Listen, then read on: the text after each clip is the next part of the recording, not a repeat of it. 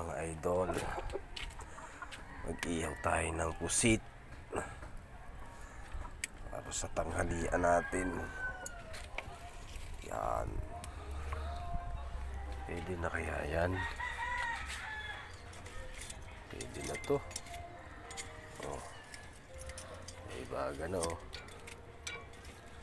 Yan, sige, lagay na tayo.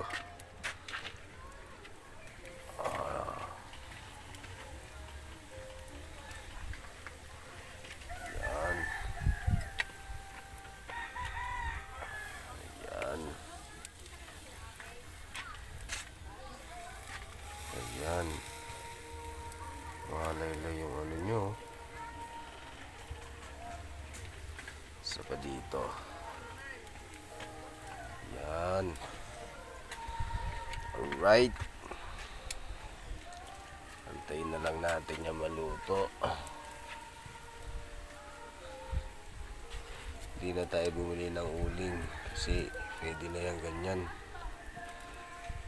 Okay.